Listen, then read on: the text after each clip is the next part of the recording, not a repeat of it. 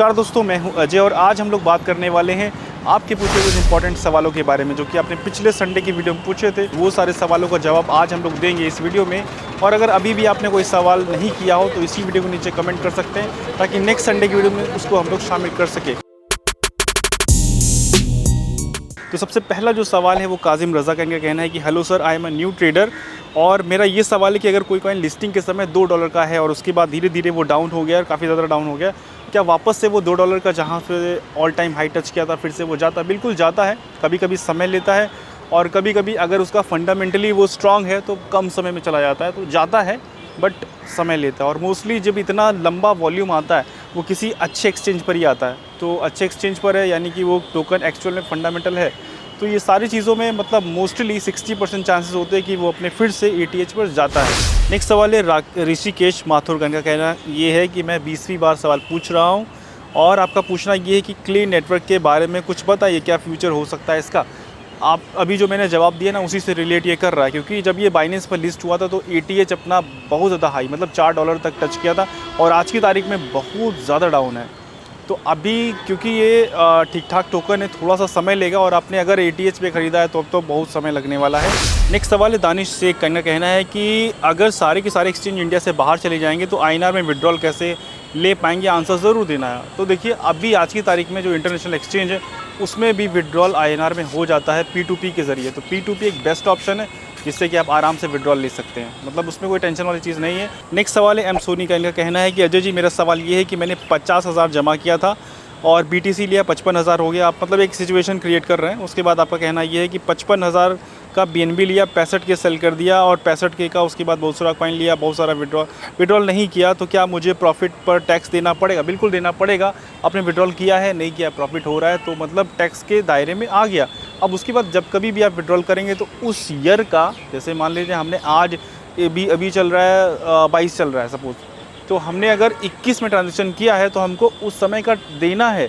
भले ही हमने विड्रॉल 21 में नहीं किया, 22 में किया, तो हमने जब भी किया है तो उस समय का कैलकुलेट करके देना है। नेक्स्ट सवाल है अरुणव का, इनका कहना है कि please take my question, please say something about crypto mutual fund SIP smart view AI। Okay, तो स्मार्ट व्यू AI यानी कि पुष्पेंद्र जी जिनका SIP का जो सिस्टम चलता है उनकी वेबसाइट पर, तो उसके बारे में ज़्यादा कुछ तो नहीं, बस हम अगर आप SIP क्रिप्टो में कर रहे हैं तो वो बिल्कुल नॉर्मल है और एक अच्छा चीज़ है, उसको आप कर सकते हैं।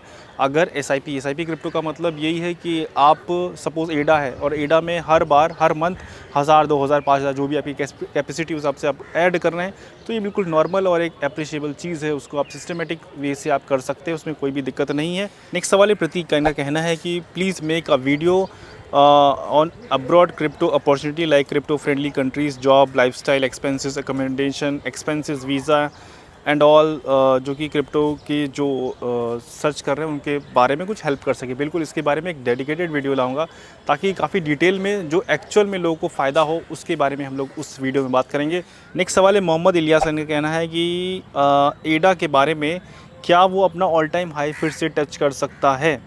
बिल्कुल टच कर सकता है क्योंकि वो फंडामेंटल कॉइन है और उसका ब्लॉकचेन खुद का है और बहुत सारी चीज़ें जो उनके बैकएंड में चल रही हैं। जब कभी भी वापस से बुल रन आएगा तो वो भी अपना ETH करेगा, जिस तरीके सारे टोकन करेंगे एडा भी करेगा और उससे बेहतर परफॉर्म करेगा। तो एडा अभी काफ़ी सस्ते मिल रहा है तो उसको आप देख सकते हैं अगर आपके पास अभी भी कुछ कम है तो। नेक्स्ट सवाल है विपुल का कहना है कि अजय भाई मैंने जब से क्रिप्टो में ट्रेडिंग किया तब से नुकसान में ही हूँ और अच्छा किया आपने कि आपने बताया कि आपने होल्ड क्या किया ताकि लोगों को पता चल पाए कि क्यों लोग नुकसान में रहते हैं। आपके पास BTT है और शिबा इनू है, APNFT है, जिसकी वजह से आप नुकसान में हैं और आपका ये कहना है कि मैं अगर गवर्नमेंट को ना बताऊं तो कैसे गवर्नमेंट को पता चलेगा कि और 30% टैक्स मुझे कैसे देना है, क्या देना ही पड़ेगा? तो देखिए देना है और जो भी एक्सचेंज आप यूज़ कर रहे हैं धीरे धीरे सारा एक्सचेंज अपना डेटा गवर्नमेंट के साथ शेयर करेंगे जब गवर्नमेंट मांगेगी। इंटरनेशनल एक्सचेंज अभी नहीं कर रहे, आने वाले समय में वो भी करेंगे तो पता इस एक्सचेंज के ज़रिए लगेगा कि आपने कितना ट्रांजेक्शन किया है। और रही बात आप लॉस में हैं, तो देखिए जब कभी लॉस में होते तो उसके पीछे आपका जो टोकन चुनने का जो नज़रिया है वो होता है। हम लोग बहुत सस्ते टोकन अपने पोर्टफोलियो में भर लेते हैं और उसके बाद वो काफ़ी ज़्यादा डाउन चले जाते हैं और फिर वहाँ पर हो जाता है हमारा नुकसान।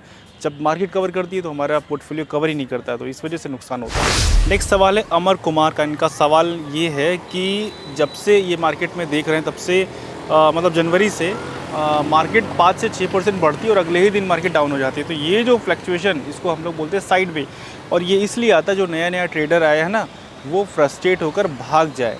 इसीलिए जो बुल्स होते हैं, जो वेल्स होते हैं, वो मार्केट में ऐसा एक सीन बनाते हैं कि लोग जो नए नए आए हैं वो अपना क्रिप्टो महंगे पर ख़रीदें, सस्ते पर छोड़ के भाग जाएं, ये सोच के कि क्रिप्टो में कोई पोटेंशियल ही नहीं है।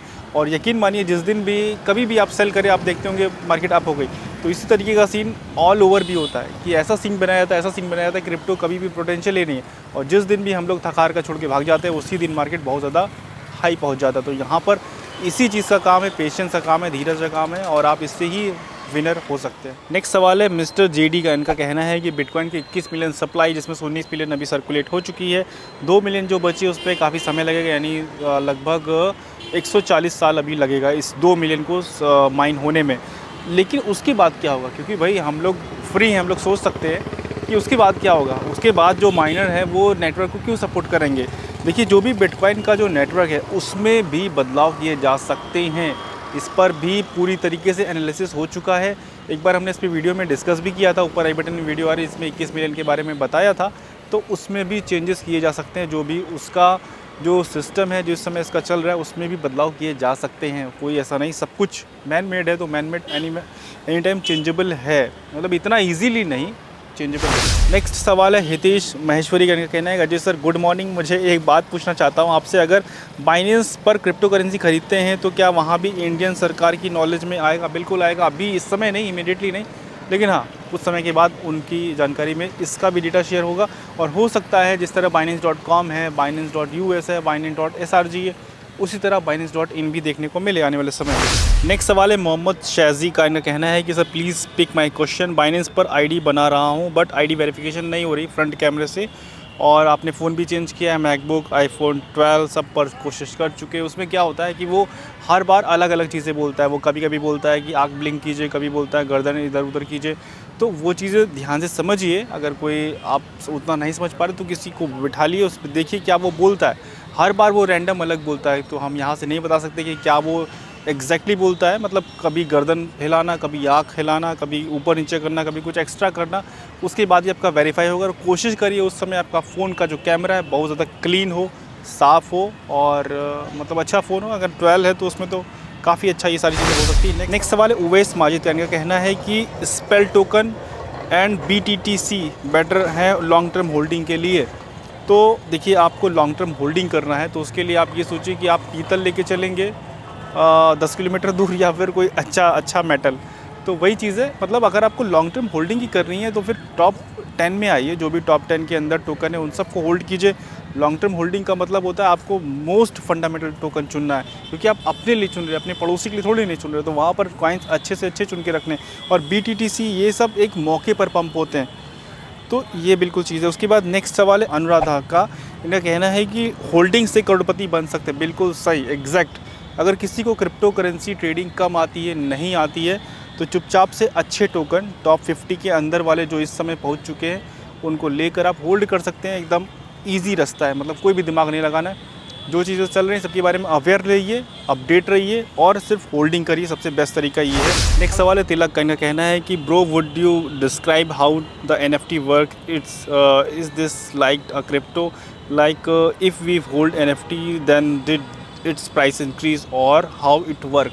देखिए, NFT के मामले में अगर हम बात करें तो NFT थोड़ा सा ज़्यादा टेक्निकल है और इसमें नॉलेज की ज़्यादा ज़रूरत है। और अभी क्रिप्टो की जितनी भी आपके पास कंटेंट मिलता है उसमें उतना इन डेप्थ किसी ने भी नहीं डाला है। जल्दी उसके बारे में प्लानिंग कर रहे हैं कि मतलब एक्यूरेट चीज़ें कि NFT में किस तरीके से लोग स्कैम कर रहे हैं, किस तरीके से आप बच सकते हैं, किस तरीके से आप अपनी NFT अपलोड कर सकते हैं। पूरा एक सीरीज़ आने वाली है NFT के बारे में, क्योंकि बहुत ज़्यादा NFT भी नई है लोगों के लिए, और उसमें लोग स्कैम का शिकार ज़्यादा हो रहे हैं। मतलब लोग ख़रीद रहे हैं $2 पर और एकदम से गायब हो जा रही है। और बहुत सारे ऐसे मिथ उन लोगों ने डाल रखे जो कि लोग उसके बारे में बिल्कुल अनअवेयर हैं। तो डिटेल में जल्दी हम लोग इसके बारे में डिस्कस करने वाले हैं। नेक्स्ट सवाल है क्रिप्टो फ्यूचर मास्टर का। इनका सवाल है भाई USDT में टैक्स देना होगा क्या? इनका आंसर ज़रूर देना। तो अगर ऐसा होगा तो बहुत मज़ा आ जाएगा कि हम लोग USDT में कमाएँ और USDT में कमाएँ, हाँ, और USDT में ही गवर्नमेंट को टैक्स दे दिए। तो आज नहीं कल जल्दी हो सकता है ये भी हो, और अगर होता है तो बहुत अच्छी बात है। लेकिन फ़िलहाल अभी INR में ही टैक्स देना पड़ेगा अगर इंडिया में हम रहते हैं तो तो दोस्तों ये थे आप सबके सवाल। उम्मीद करता हूँ आप सबके सवाल मेरी तरफ से आप तक एक्यूरेट पहुँचे होंगे। और अगर इस बीच में बहुत सारे लोगों का सवाल मिस हुआ है, बहुत सारे लोगों का सवाल छूटा है, तो उनसे मैं माफ़ी चाहता हूँ और उनसे रिक्वेस्ट यही करूँगा कि इस वीडियो के नीचे प्लीज़ एक बार और सवाल आप करिए, ताकि नेक्स्ट संडे की वीडियो में उसको हम लोग शामिल करने की पूरी कोशिश करें। और अगर आपने अभी तक नहीं किया तो भी इसी वीडियो के नीचे कमेंट कीजिए, ताकि नेक्स्ट संडे की वीडियो में वो भी शामिल होने की लाइन में आ जाए। Thank you so much video देखने के लिए। वीडियो अगर पसंद आए तो प्लीज़ वीडियो को लाइक कीजिए, चैनल को सब्सक्राइब कीजिए, स्कैमर से बच के रहिए। Thank you so much video देखने के लिए।